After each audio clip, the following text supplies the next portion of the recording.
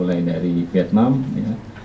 Dan saya yakin selama 2 minggu perjalanannya tentu akan banyak variasi, dan saya berpesan untuk dicatat apa yang dilalui, dirasakan. Kemudian adik-adik bisa juga diupload lewat media sosial. Saya juga media sosial kita ramai dengan kegiatan kepramukaan, karena media sosial kita harus kita lawan dengan hal-hal positif ya.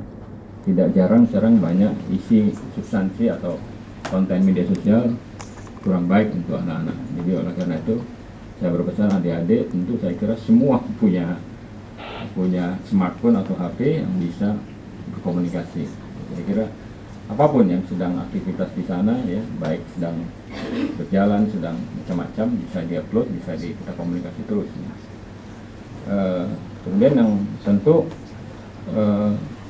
ini meskipun rekreasi atau tour, sebenarnya bukan sekedar tour, bukan rekreasi, tapi dia bagaimana tentu adik-adik juga tidak hanya melihat nanti objek-objek wisata, tapi juga objek-objek wisata yang bersejarah tentunya, yang berkaitan dengan perkembangan scouting, maupun tentu karena adik-adik berbasis sekolah Islam, pesantren, tentu akan juga melihat bagaimana jejak langkah atau napak tilas tentang bagaimana perkembangan Islam di 5 negara itu. Saya kira ini juga menjadi sesuatu yang luar biasa.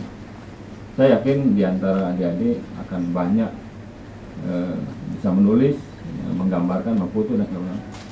Saya berpesan kamera ini mungkin keluar dari sini bisa selesai, ini bisa menjadi ada 1 buku, 1-2 buku bergambar, berfoto, perjalanan bisa di 5 negara sekaligus, satu negara, satu kekuatan yang luar biasa. Jadi dapat ditinggalkan pada adik-adik setelah adik-adik sudah dewasa kelak, nanti akan menjadi sesuatu yang luar biasa.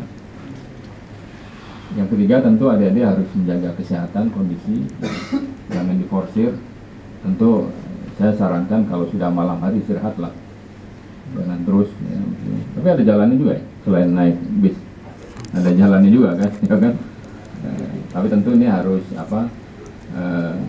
faktor itu harus diperhitungkan gitu. Jadi kalau nyebrang, misalnya kalau ada nyebrang sungai, nyebrang kali, itu juga harus betul-betul didampingi oleh para pembina pendamping yang mengiringi. Jadi 1-2 ya, 1 pembina 2 orang kan perbandingannya.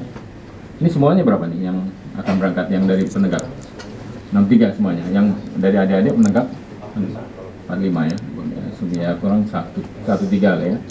1 pembina dalam hal ini mendampingi 3 penegak. Saya kira ini cukup, tapi jangan sampai lepas gitu. Jadi kalau saling berkomunikasi, karena di negara orang kan kita tidak tahu. Ya mudah-mudahan Anda semua menikmati perjalanan tur ini, meskipun namanya tur tapi bukan sekedar tur, tapi membawa misi perdamaian ya.